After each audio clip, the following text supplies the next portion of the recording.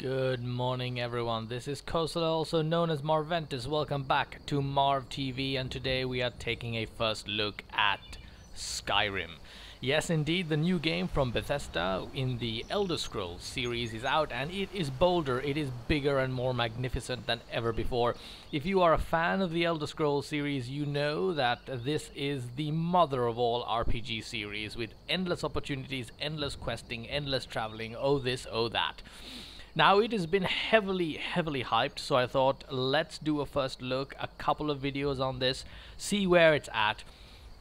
Now I have purposefully skipped the character creation and the early introduction area of the game because I didn't want to have spoilers. I'm just out of the introductory zone and on the very first quest, which is actually a travel quest. So let's take a look at, in this video, the character, the area, the graphics. I've just created a wood elf character here. You've got a huge amount of choices. I wanted to do a bit of a roguish sort of character for this game, so I created a wood elf. Now the game is meant to be played in the first person. However, you can play it in the third person if you like. I like to be a little bit zoomed out of the character, so here we are. The graphic detail is set to high. I did run it on Ultra before, but I couldn't come up with any real visible difference between Ultra and High. And there was a 15 FPS frame rate difference between the two, so I went back to High mode. Now running at high level graphics, and the world looks mind-boggling. Just take a look at the level of detail on the armor, on the face, the lighting, and the world. It's just absolutely mind-boggling. Let's go and climb a hill.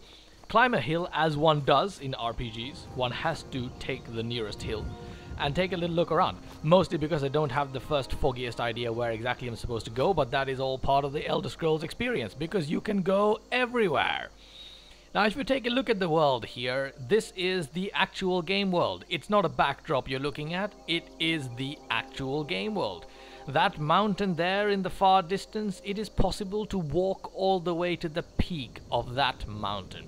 This is the wonderful thing that has always been the case with the Elder Scroll games. There is no limit to the game world. There is no faking it.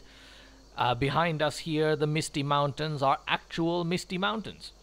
And it just looks wonderful. Take a look at the foliage, the snow, the fog. I mean, it's mind-boggling. They've gone to town on the game engine, which is really quite wonderful, because they rebuilt it from scratch for Skyrim. So this is pretty freaking amazing. Now, hold on to your hats while I show you the greatest mapping system in the history of computer gaming. I'm pressing map, and what do you have? You've actually got a zoomed out render of the entire world. This is the world as we know it currently. The light icons represent areas you've been to before, and the current location is listed with this peculiar sort of pointy obelisk thing. You can travel to any area that you've been before by simply clicking on it. And the dark areas are areas you haven't been to yet. The downward pointing arrow is a quest marker, so where I'm going to next is actually Riverwood. But I mean, awesome map. This is the actual world. It's not a mini map or a map representation. It is a zoomed out version of the actual game world. Absolutely awesome. It's awesome. This is the way it is supposed to be. And then aside from that, they've got an interesting mechanic going with your commands, because there are quite a lot of different commands that you can do and different ways to play the game, which we will cover in future videos. You hit tab and you get your 4 choices. You've got skills, magic, map, and items. And you travel through your menu system using the WASD keys, just like you'll be traveling through in the game world itself, so that's quite convenient. So let's go with items.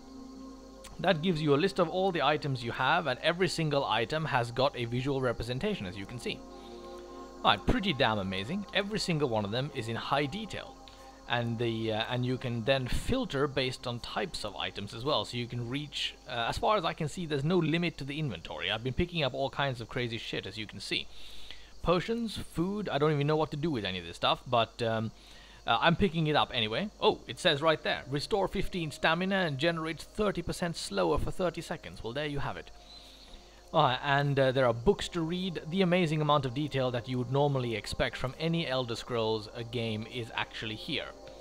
Now, working off what they have said in their dev diary videos, there appears to be some 300 to 400 individualized locations in this game.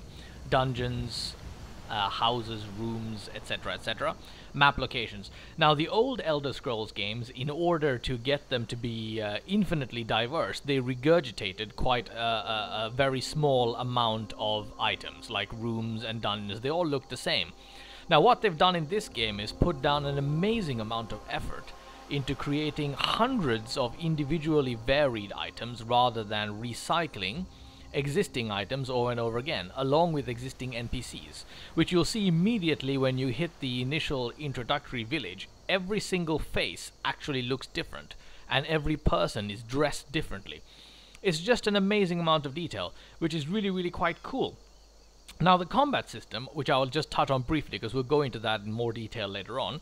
You draw your weapon by hitting the R key, and the left and right mouse button is what you use to wield. Left to wield, right to block.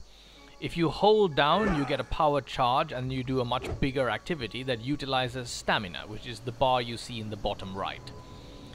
So it's a pretty simple combat mechanic, but you can do quite a bit with it.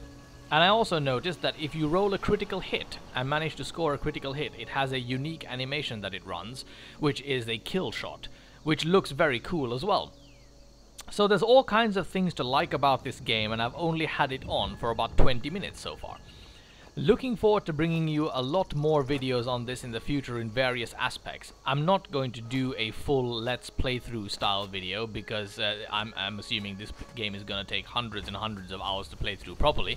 Therefore, that will be meaningless. But I will cover the individual details in as much depth and coverage as it's worth giving to from time to time over the next couple of months. And looking forward to bringing you this, what is looking to be a truly awesome first-person RPG experience. And we haven't had a lot of that around in the gaming world lately. So I am looking forward to spending a good deal of my time in the great world of Skyrim while I wait for Diablo 3 to show up. So if you guys are gaming as well, do comment below and tell me how it's going. This just came out today, so it'll be early days still, early days. And if you have any opinions on Skyrim and anything specific you'd like me to cover, comment below and let me know. And as always, subscribe if you haven't subscribed to stay up to date on the new videos as they come out. And like, dislike, yada yada as well, because that really helps with the whole searching for videos that people do on YouTube. Thanks a lot, folks. Until next time, I promise to bring you a lot more of this epic looking game. Ta-ta.